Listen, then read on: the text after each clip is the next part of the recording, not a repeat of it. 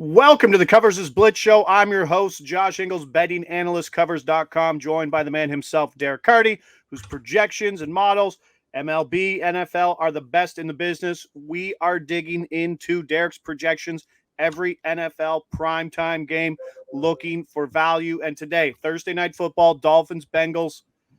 This one projects as a rather slow game, does it not? Which might surprise some. Yeah, this projects as the slowest game on the slate by a lot.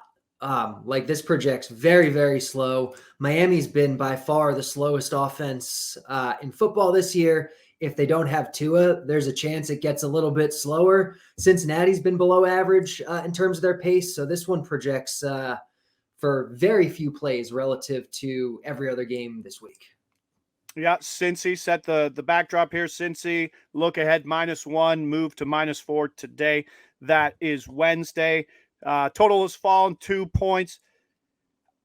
I'm in the boat that Tua will play and that they're just keeping him out for lip service because they kind of rushed him back in a game where neurologically, I'm not sure he probably should have jumped back in to that game. So maybe Mike McDaniel is hanging him out here, but there is the possibility, and we've seen it in the market. Tyreek Hill is the only guy we've seen with a receiving prop open, but we're going to start off on the other side. We're going to target the Cincinnati offense.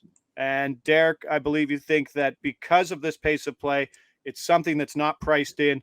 Therefore, there are some numbers that are exploitable on the underside. And we're starting with Jamar Chase, under 5.5 receptions, +115.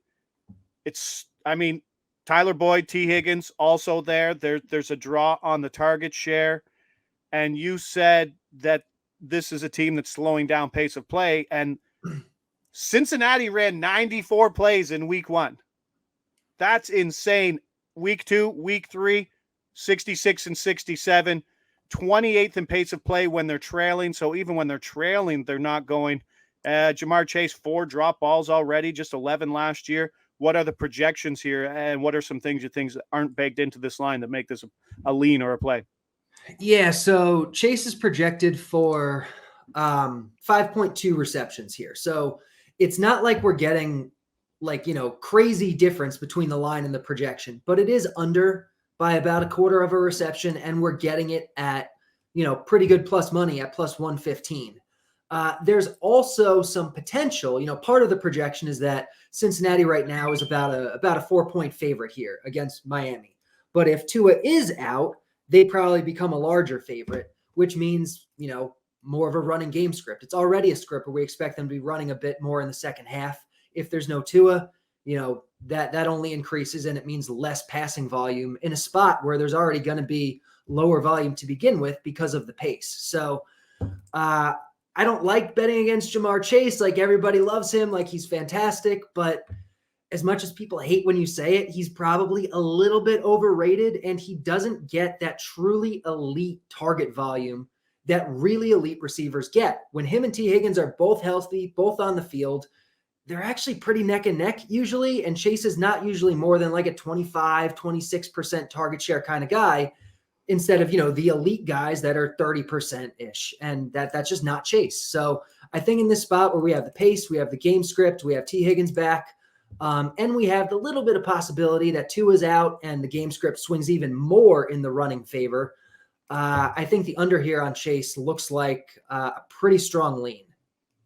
Joe Mixon, not 100%, but Samaje Perine also a very underrated backup and can be leaned on if Zach Taylor does want to try to keep his quarterback safe on a short week. And that's where we go to number 2. Joe Burrow, under 24.5 completions, -105.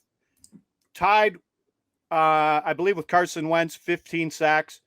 Right tackle Lyle Collins didn't practice Tuesday. It was already an offensive line that didn't show any growth after the new additions this year. And just number-wise, I think a lot of it, Adam Chernoff talks about it early in the season, that because of the pressure, Joe Burrow's taking his eyes downfield, and that's where we see a 15th in CPOE and EPA drop back. The composite from running backs don't matter.